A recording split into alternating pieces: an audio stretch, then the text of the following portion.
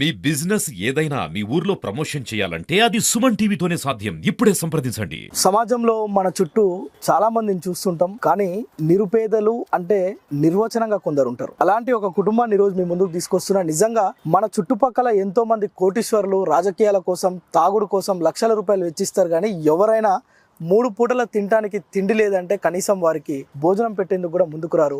అలాంటి ఒక దయనీయమైన పరిస్థితిలో ఉన్న ఒక కుటుంబాన్ని ఈరోజు సుమన్ టీవీ ద్వారా బయటికి తీసుకొస్తున్నాం. వీరు ఎంత దరిద్రమైన పరిస్థితిలో ఉన్నారంటే కనీసం వండుకుందామంటే గ్యాస్ కూడా ఇంట్లో లేని పరిస్థితి.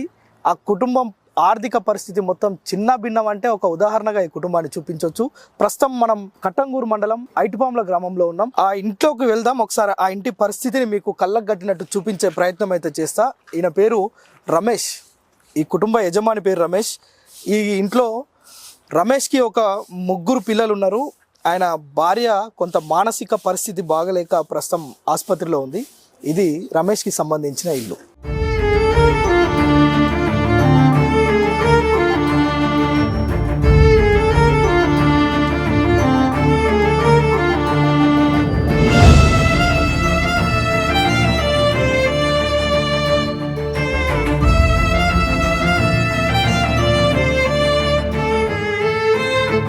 నా భార్యతో నేను తిరుగుతున్నా సార్. అది నా భార్యకి అయితే బాగాలేదు సార్. సాయశక్తి పెద్దవాళ్ళు ఉంటే బాగా కాపాడుతుంది సార్.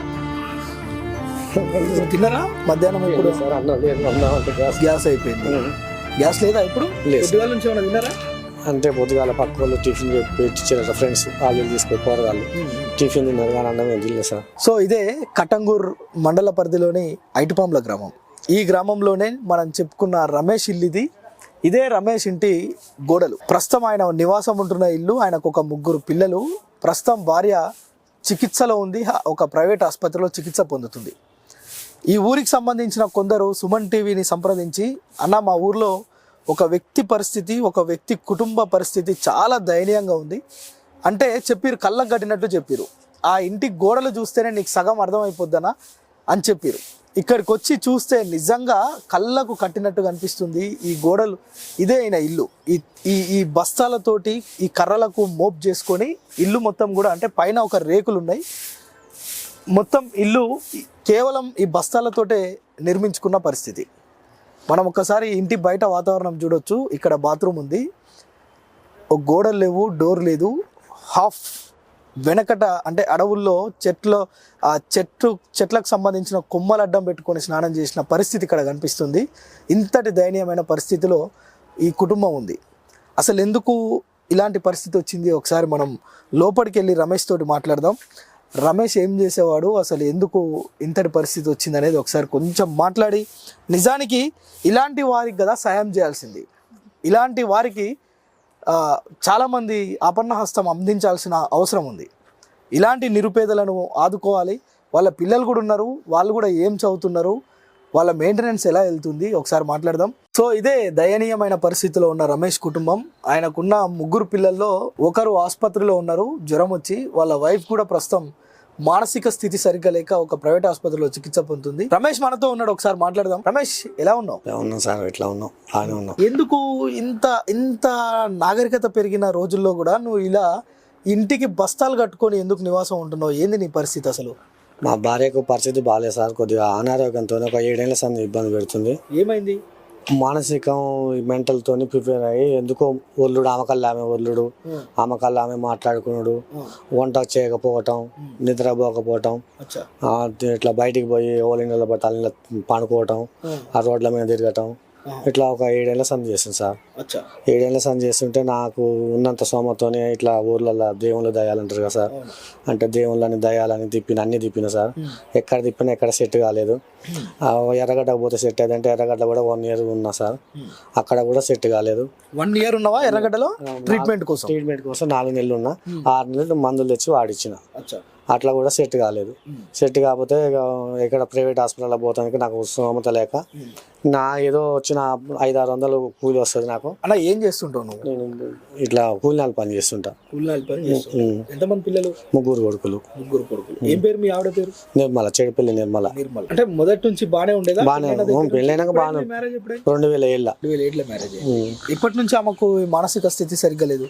ఒక మ్యారేజ్ అయినాక 9 ఏళ్ళ తర్వాత, ఇప్పుడు 7 సంవత్సరాలు అవుతుంది ఆమెకు అట్లా కాబట్టి. 7 సంవత్సరాలు అవుతుంది. 9 ఏళ్ళు బానే ఉందా? బానే ఉంది. ఓకే. 9 ఏళ్ళు బాగానే ఉంది, మంచిగా కష్టం చేసేది, పిల్లలు అంత అయినా బాగానే ఉంది. ఆ తర్వాత మధ్యాహ్నం ఎందుకు అయిందో అట్లా అయిపోయింది. ఇక నేను తిప్పేవారు తిప్పి చేసేవారు చెప్పిన సార్, చేసినంత చేసినా కూడా నాకు వెళ్ళట్లేదు. ఇక ఎర్రగడ్డ పోయినా అక్కడ చెప్పినా ఎక్కడైనా నాకు కావట్లేదు. ప్రైవేట్ హాస్పిటల్ పోవాలంటే డబ్బులు లేక ఇన్ని రోజులు ఉన్నా. ఇక రాను ఎక్కువ అయిపోయింది సార్. ఎక్కువ అయిపోయి నిద్రపోకపోవటం, ఈ హైవే ఎక్కుతుంది. మేము పనుకున్న చూసి హైవే ఎక్కుతుంది. ఎప్పుడన్నా ఏదన్నా కొట్టిపోతుందేమో, సరే వెళ్ళాను ఏదన్నా చేద్దామని తీసుకుపోయి అలా జాయిన్ చేసిన సార్. 1,80,000 అన్నాడు సార్. అంత నా వల్ల కాదు సార్, అది కాదు ఇది కాదంటే ఆ డాక్టర్ ఏమన్నాడు, నాకు డాక్టర్ ఫీజు చేయకుండా వెయిట్ ఛార్జ్ చేయకున్నారా బాబు, 170 వరకు అయితే చేసుకో, నాకు 10,000 తగ్గిస్తాను అన్నాడు. సరే సార్, ఎట్ట కూడా తప్ప సార్, ఎట్ట కూడా. ఇప్పుడు ఎక్కడ ఉంది ఆవిడ? నల్గొండ సమీక్ష హాస్పిటల్ సార్. నల్గొండ హాస్పిటల్లో ఉంది, ప్రైవేట్ హాస్పిటల్లో. మీ పిల్లలు ఏం చదువుతున్నారు? ఎంతమంది నీకు పిల్లలు? 3 కొడుకులు సార్. 3 కొడుకులు. ఏం చదువుతున్నారు? ఒక ఆయన ఫస్ట్ ఇయర్, ఒక 2nd ఇయర్, నేను 6th. చిన్న ఆయన 6th.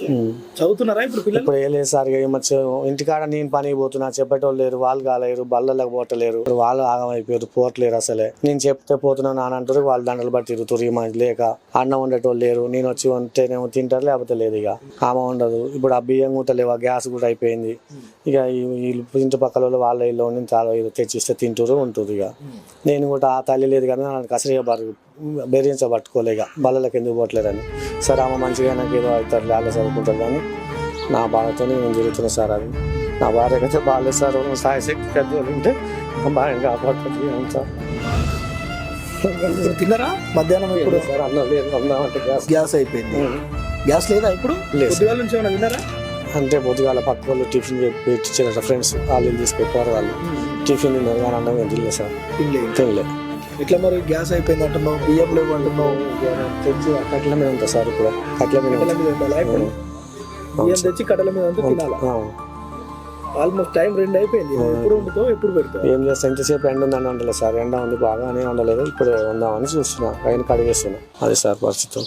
మరి ఎట్లా పిల్లలన్నా చదివియాలి కదా నువ్వు? చదివా సార్. వాళ్ళకి నాకు సోమత ఈమెకు పెట్టడం వరకే సరిపోయింది, ఇన్ని రోజులు కష్టం చేసి.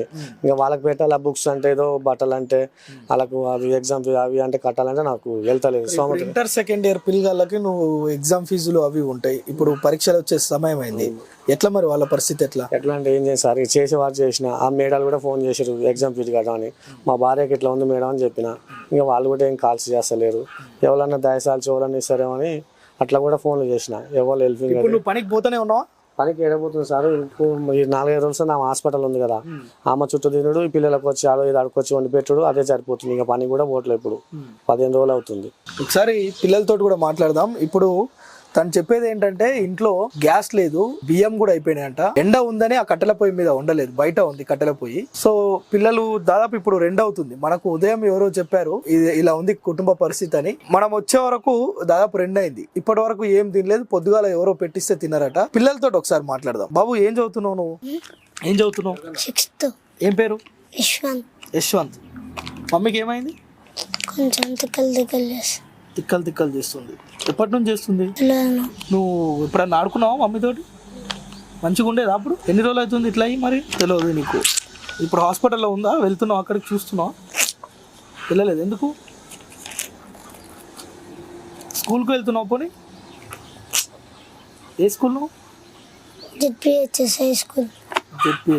ఎందుకు స్కూల్కి ఎందుకు పోవట్లేవు మరి? ఇది నిజంగా కుటుంబ పరిస్థితి ఇట్లా ఉంది. పిల్లలు స్కూల్కి వెళ్ళాలా, టైంకి వండి పెట్టాలా, పెట్టేటోళ్ళు లేరు. 2 ఉన్నారు, ఇంకొక అతను లేడు. ఒక అతనికి ఈ రోజు జ్వరం వచ్చింది సార్. మా చిన్నమ్మ అంట తీసుకెళ్ళింది. ఈ రోజు జ్వరం వచ్చింది, హాస్పిటల్ తీసుకెళ్ళింది పొద్దుగాల.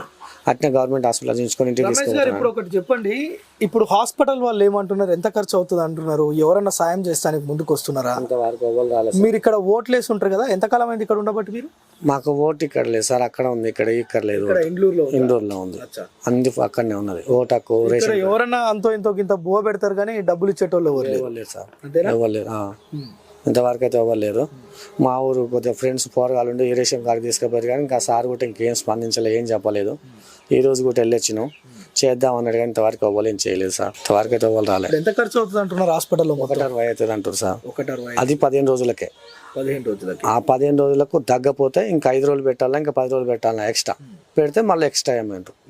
మంచిగా ఉంటుంది అంటనా మరి ట్రీట్మెంట్ చేసిన తర్వాత? మంచిగా ఉంటుంది అని చెప్పింది డాక్టర్. ఒక దమ్మ అక్కడ మెడిసిన్ తెచ్చినప్పుడు సెట్ అయింది. ఆ నమ్మకంతోనే పోయి అక్కడ జాయిన్ చేసిన సార్. అంతేగాని నా అమౌంట్ అయితే లేక ఇబ్బంది పడుతున్నా సార్. అమౌంట్ కోసం బాధపడుతున్నా. వాళ్ళు కూడా ఫోన్ చేస్తారు డాక్టర్స్, కడతా సార్ అని చెప్తున్నా. అమౌంట్ లేవు. ఒక 20,000 ఊళ్ళో అక్కడ 10,000 ఉంటే ఊళ్ళో వాళ్ళు కొన్ని ఇచ్చిస్తూనే ఉంటాయి. 10,000 అయితే 20,000 కట్టిన ఫస్ట్. ఇంకా లేవు, డబ్బులు లేవు, కడదామంటే. అంత ఇంత ఊరోళ్ళు సాయం చేసిరా? కొంచెం సాయం చేసి 10,000 చేసి. సో అంటే ఎందుకు వీళ్ళను చేయాల్సి వచ్చింది ఇంటర్వ్యూ అంటే, ఈ కుటుంబ పరిస్థితిని బయటికి ఎందుకు తీసుకురావాలంటే, 3 పిల్లలు ఉన్నారు. Intermediate second year, first year. ఒక అబ్బాయి 6వ తరగతి జెడ్పిహెచ్ఎస్ స్కూల్.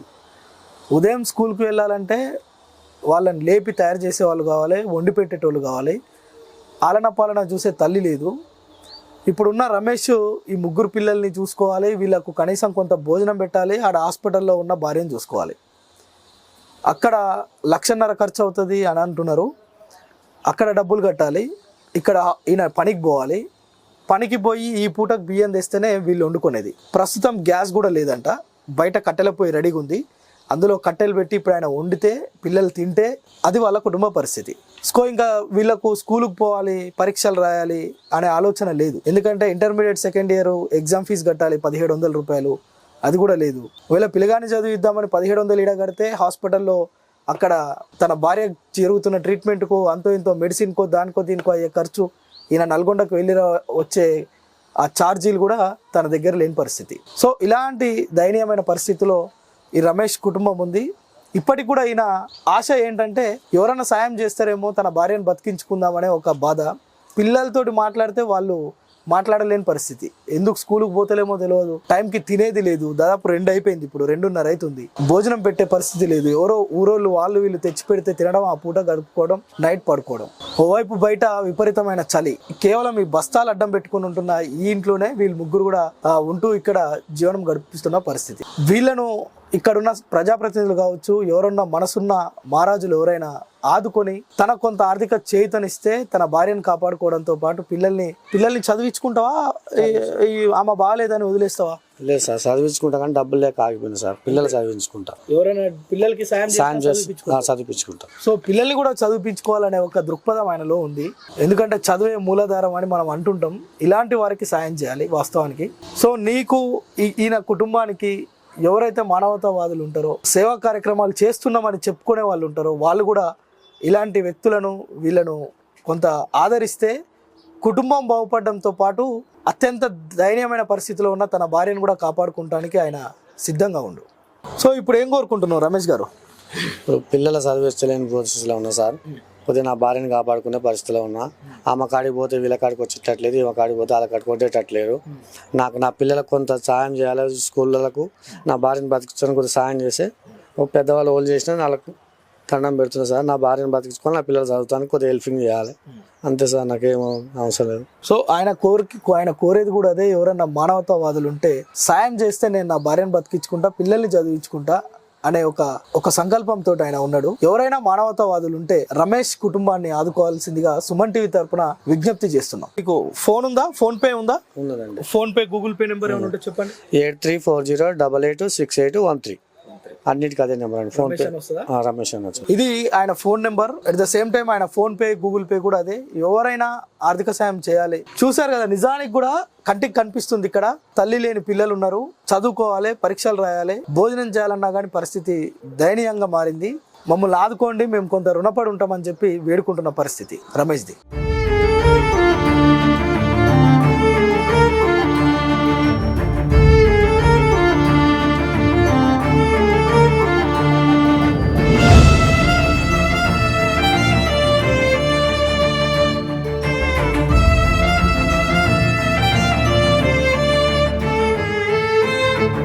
నా భార్యతో నేను తిరుగుతున్నా సార్. అది నా భార్యకైతే బాగాలేదు సార్. సాయశక్తి పెద్దలు ఉంటే నా భార్యను కాపాడుతుంది అంతా.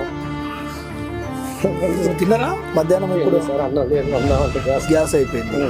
గ్యాస్ లేదా ఇప్పుడు? లేదు. నుంచి ఏమైనా తిన్నారా? అంటే పొద్దుగాల పక్క వాళ్ళు టిఫిన్ పెట్టించారు ఫ్రెండ్స్ వాళ్ళు తీసుకొని పోరగాళ్ళు టిఫిన్ తిన్నారు కానీ అన్నం ఏం తినలేదు సార్.